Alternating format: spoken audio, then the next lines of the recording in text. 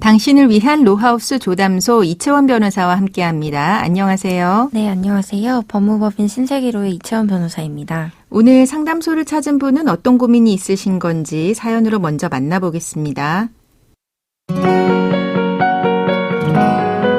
저와 남편은 40여 년 동안 결혼 생활을 했습니다. 아이 셋을 낳아서 번듯한 성인으로 키웠죠.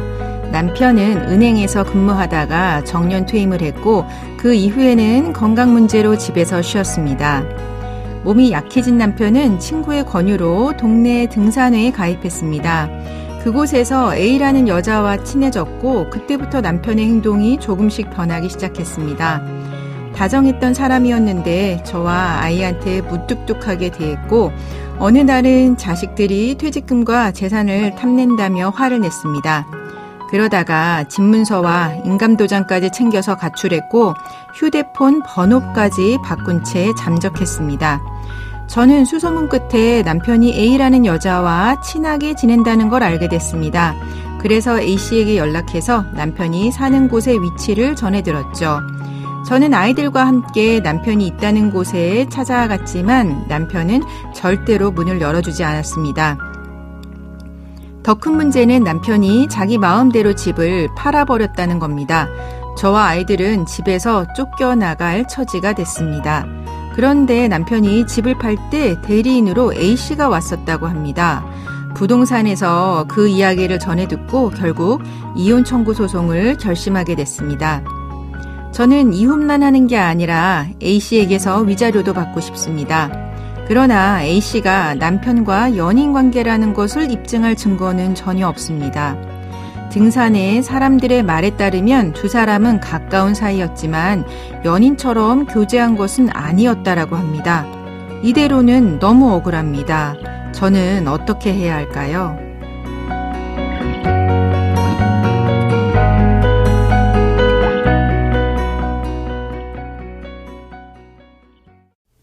조인섭 변호사의 상담소 위자료 청구에 관한 사연이었는데요. 사연을 보니까 남편이 정년 퇴직을 하셨다는 걸 보면 60대이실 것 같은데 외도를 하신 것 같습니다. 흔히 외도를 하는 연령대라고 하면은 20대에서 50대라고 생각을 하기 쉬운데 황혼 불륜 이것도 흔한 편이겠죠? 네, 저도 60대 이상의 분들이 이혼을 하게 되면 보통 오랜 기간 같이 살아오면서 겪은 성격 차이라던가 자녀 교육에 대한 가치관의 충돌 등으로 이혼을 많이 할 거라 생각을 했는데요. 네. 의외로 황혼 불륜의 케이스가 많아서 놀랐던 경험이 있습니다. 그렇죠. 그 사연자분이 지금 가장 궁금해 하시는 거는 그 A씨한테 위자료 청구를 할 수 있냐 이거를 궁금해 하시는데 어떨까요? 가능할까요? 네, 이혼 청구를 할 때는 혼인 파탄의 책임 있는 자를 피고로 지정할 수 있습니다. 네. 이때 피고에는 반드시 배우자의 남편 또는 아내만 포함되는 것이 아니라 유책 사유만 있다면 시어머니, 시아버지 또는 장인어른과 장모님도 포함되는 경우가 있는데요. 만약 부정행위로 인해 혼인이 파탄되었다고 주장하려면 상대방 배우자와 함께 상간자를 피고로 넣어 공동소송을 진행하기도 합니다. 네, 사연의 경우는 어떻게 될까요? 네, 남편이 등산회에서 A씨를 만난 이후부터 행동이 이상해지고 결국 가출을 한 다음 가족들과 연락을 일체 끊어버렸는데요. 남편이 집을 팔 때도 A씨가 대신 대리인 자격으로 부동산에 나타났다고 하는 걸로 봐서 A씨가 사연자 부부의 혼인 파탄에 어느 정도 유책이 인정될 것으로 보입니다. 네. 이혼 소송에서의 위자료는 반드시 상간행위에만 한정되는 것이 아니기 때문에 A씨가 남편과 부정행위를 저지르는 관계가 아니라고 하더라도 A씨에게 혼인 파탄에 대한 책임을 물어 위자료를 청구할 수 있습니다. 네, 그러니까 가족이 살고 있는 집을 이제 남편을 대리해서 A씨가 매각을 했기 때문에 그런 것 같긴 한데요. 네.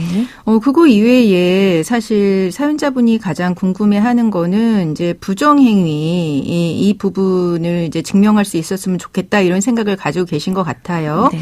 그 A씨와 남편이 굉장히 긴밀한 관계라고 하는 부분 입증하려면 어떻게 해야 할까요? 네, 사연을 보니까 A씨와 남편이 동네 등산회에서 만났다고 하잖아요. 등산회의 정보를 좀 취득해서 두 사람이 가까이 지내는 모습을 본 사람에게 진술서, 사실 확인서를 받거나 필요할 경우에는 증인 신청을 해볼 수도 있고요. 집을 팔 때 그 대리인으로 A씨가 나타났다는 사실을 입증해 줄 수 있는 부동산 중개인으로부터 확인을 받아 증거로 제출을 해도 좋을 것 같습니다. 네. 그리고 이제 만약에 이제 재판을 한다면 남편의 이제 그 통화 내역 네. 6개월치를 조회한다던가 남편과 그 A 씨의 카톡 내역 이제 뭐 내용은 나오지 않겠지만 얼마나 이제 카톡을 많이 주고받았는지 3개월치 조회할 수 있지 않겠습니까? 네, 맞습니다. 네. 근데 문제는 남편이 핸드폰 번호를 바꾸고 잠적했어요. 이 바뀐 남편의 핸드폰 번호 알아낼 수 있을까요? 네, 이혼 소송을 청구하면서 당사자가 소재 불명 또는 연락 두절인 경우가 간혹 있는데요. 이름 및 주민등록번호를 알고 있다면 법원을 통해 통신사에 사실조회를 요청하여 그 사람 명의로 가입된 휴대폰 번호와 가입할 때 기재한 주소 등까지 확인할 수 있습니다. 네. 그러면은 만약에 이제 이혼을 한다고 했을 때 또 하나 문제가 되는 거는 재산 분할일 텐데요. 이 사연자분 부부의 경우 재산 분할 기여도는 어떻게 될까요? 부부가 이혼을 하면서 공동재산을 분할할 때에는 가정법원이 정해주는 재산 분할의 비율, 즉 기여도에 따라 각자 재산을 나눠 갖게 되는데요. 이때 법원은 부부의 혼인 기간, 분할 대상 재산을 어떻게 형성하게 되었고 어떻게 유지하게 되었는지에 대한 각자의 기여 정도, 부부의 소득과 재산 및 경제력 등을 참작하여 기여도를 책정하게 됩니다. 네. 사연자 부부의 경우는 혼인 기간이 벌써 40년에 달할 정도로 상당히 긴 기간 동안 혼인이 유지되었고 사연자의 뚜렷한 직업이 등장하지는 않아 저는 뭐 전업주부였다고 보더라도 새 자녀를 낳아서 성년이 될 때까지 키운 점, 남편이 정년퇴직을 할 때까지 가사 등 집안일과 육아를 성실히 이행했으리라 보이는 점을 고려한다면 남편과 아내 측이 각각 50% 정도의 비율로 재산 분할을 하게 되지 않을까 예상할 수 있습니다. 네. 또한 남편이 이 이혼 직전에 마음대로 팔아버린 아파트도 특별한 사정이 없는 한 그 매매대금 가액이 재산 분할 대상에 포함될 것으로 보이네요. 네. 그리고 사연자분은 지금 갑자기 집이 팔려서 쫓겨날 처지로 보이는데 이런 상황에서 남편에게 재산 분할 빨리 받을 수 있는 방법이 있을까요? 네, 이혼 소송은 통상 빠르면 1년, 길어질 경우 2, 3년까지도 긴 시간이 소요되는데요. 네. 사연자분의 경우 자녀들이 모두 성년이 되었기 때문에 이혼 소송에서 아주 고갈등에 해당하는 양육권 문제는 해당이 되지 않거든요. 따라서 이혼을 합치만 되어 있다면 조정이혼을 신청하여 빠르게 조정이혼 성립일로부터 빠른 기간 내에 재산분할금을 받을 수 있도록 진행하는 방법도 있습니다. 네. 그리고 이 부동산이 아직 명의가 이전되지 않았다면 계약만 된 상태라고 하면은 이 부동산에 대해서 이 사연자분이 취할 수 있는 조치가 있을까요?